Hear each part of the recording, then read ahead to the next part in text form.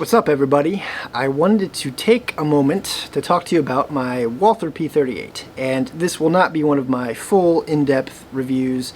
I haven't done a write-up on this gun on hipstertactical.com like I do most of these guns, but I wanted to give it its own video, though I did talk about it quite a bit, and especially in reference to how it shoots and the mechanical aspects of it in another video, the hipster head-to-head between this gun, the P38, and my Walther P5. So if you want some more context and depth on this gun, check out that video. But I just kind of felt remiss in not giving the venerable P38 its own video. Long story short, this is a cool gun.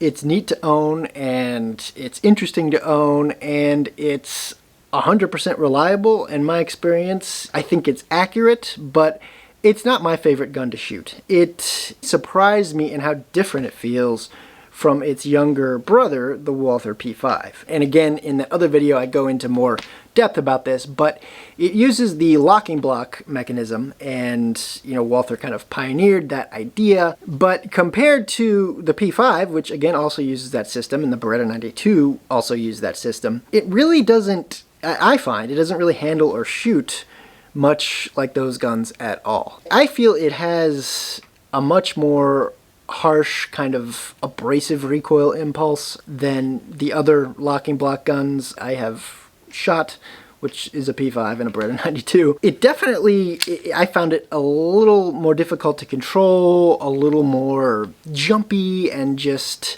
unpleasant to shoot, if I'm being completely honest. There are a few range sessions where I put 100, 150 rounds through this thing, and it hurt my hand. Like, it legit hurt my hand.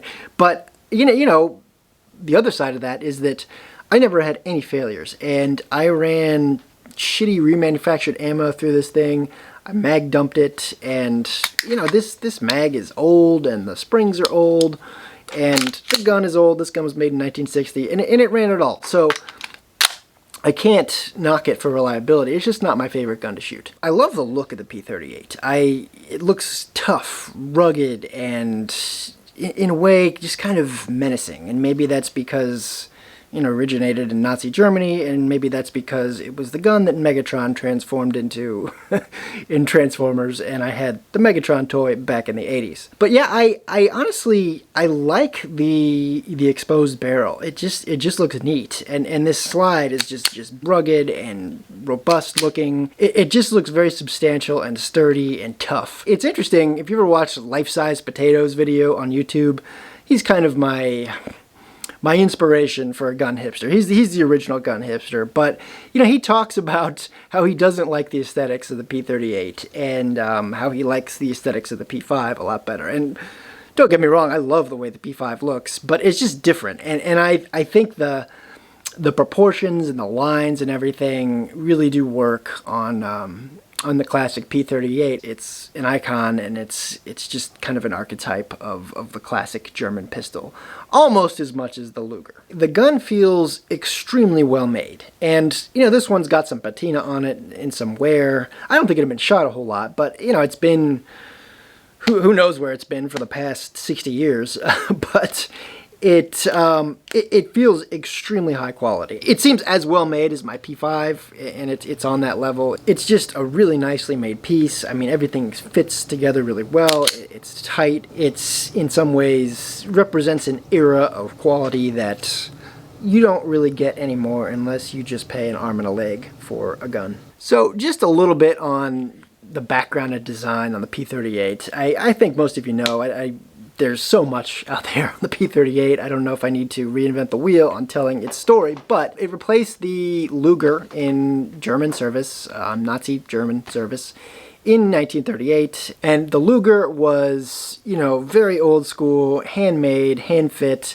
very intricate design, and they were looking for something more modern and just a little bit more simple in terms of a service pistol that could be issued to a large military, which Germany was about to have, in the late 30s. The design of the locking block that they eventually came up with, it went through a couple different iterations. Ian McCullum on Forgotten Weapons has a really cool video that shows kind of the iterative approach that they took to designing the P38. It's, you know, the mechanics as we know it now. In the early stages, you'll see in that video that it wasn't exactly like that. And like the first iteration of it, it almost looked like the thing pivoted to the side. Then they eventually, you know, it kind of matured through the various phases and iteration into a form we'd recognize today. It was first called the HP, the Heeres pistol. Heeres means army in German.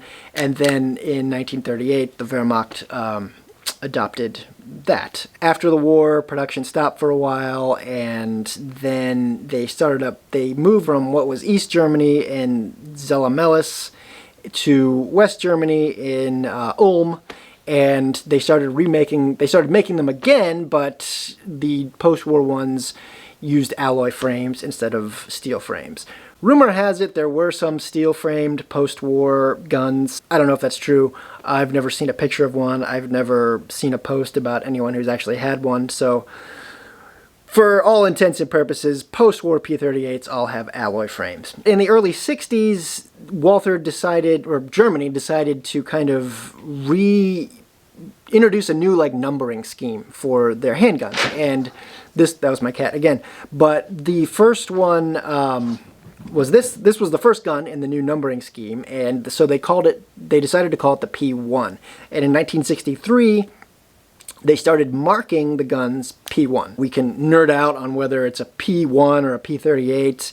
My perspective is these are all P38s, the ones that were intended for Bundeswehr service. Bundeswehr is a post-war German military. Those were marked P1, and the commercial guns that were made after 1963, after they started marking them P1 for military service, the commercial ones were still marked P38. So to me, that suggests they're all still P38s, but just the ones in military service were P38s that were designated P1. Towards the end of the 60s, early 70s, they began making improvements to the format of the P38s, P1s, and one of the most notable improvements was a thicker slide. You can tell which ones have the thicker slides because, well, the slide's thicker, but just as a, you know, quickly visually identifying it, the thicker slides actually have serrations that move beyond the decocker lever. So if you see one where the serrations move ahead of the decocker lever,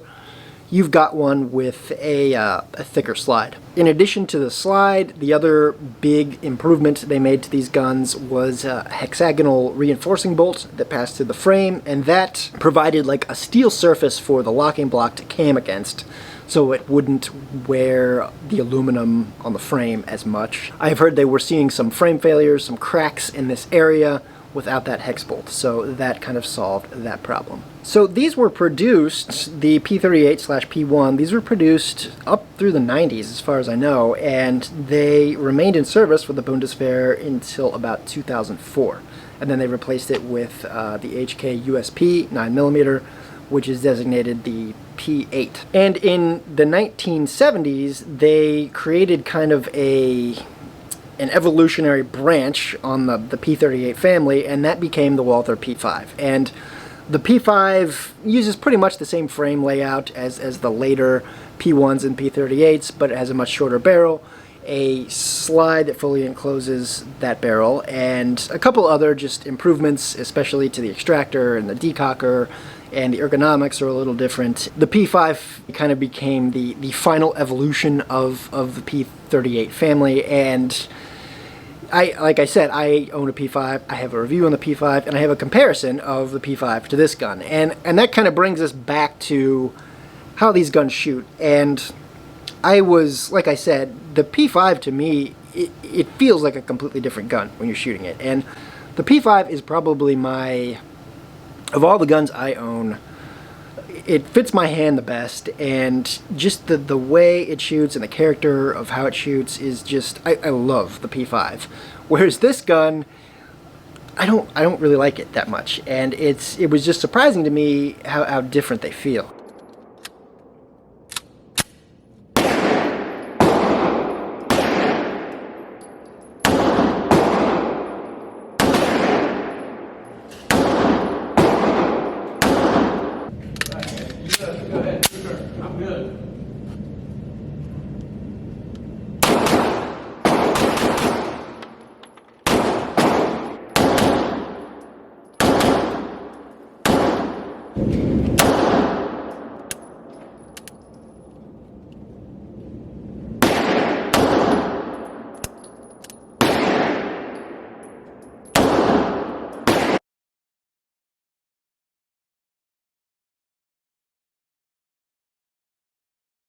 This gun, like I said, just kind of has a harsher, more percussive, more abrasive recoil impulse. I think that is because it's, you know, a big contributing factor to that is because the slide does not fully enclose the barrel. So you have a shorter, lower mass slide that is rocketing back at you really fast. I mean, you feel the speed of that slide when it you know, hits the backstop. I mean, it's just thump, thump. It in some ways kind of felt almost like a straight blowback gun, like if you've ever shot a Walther PPK or a SIG P230, or Makarov isn't as bad, but you know, a lot of those blowback guns just kind of have just a punchy, uncomfortable recoil impulse, and that's in some ways, it didn't feel exactly like that, but it felt somewhat like that. And while from a recoil perspective, I don't think I'm a big fan of, you know, not having a slide that fully encloses the barrel, that you have less mass and it cycles faster, and I feel like it's less comfortable,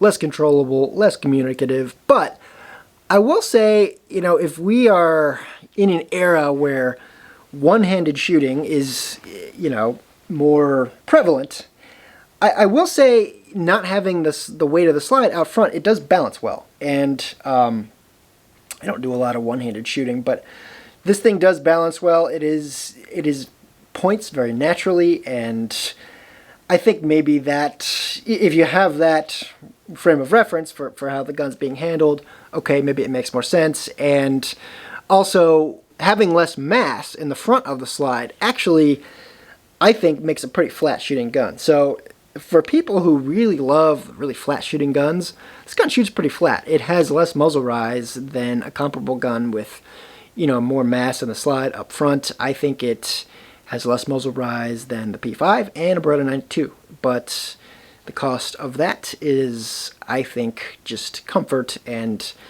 a more abrasive recoil impulse.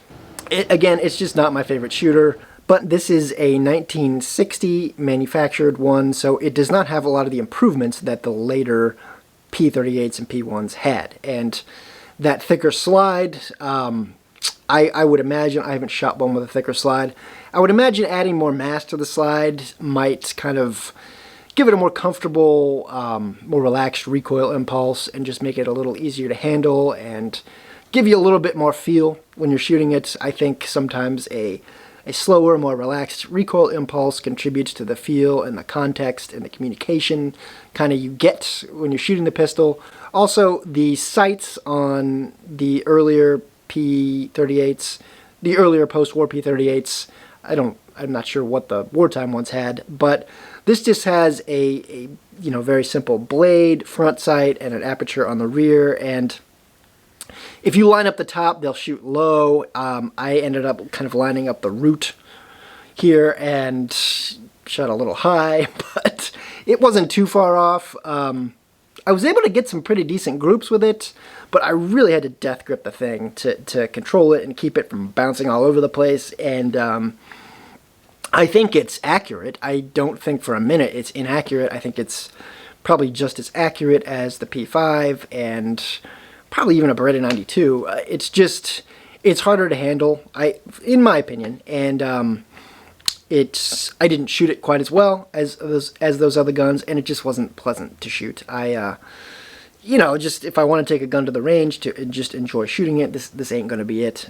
As far as the trigger on these guns, the single action's pretty good. It's, you know, nothing's gonna change your life, but it's decent. It's got a nice firm wall, crisp break, feels good.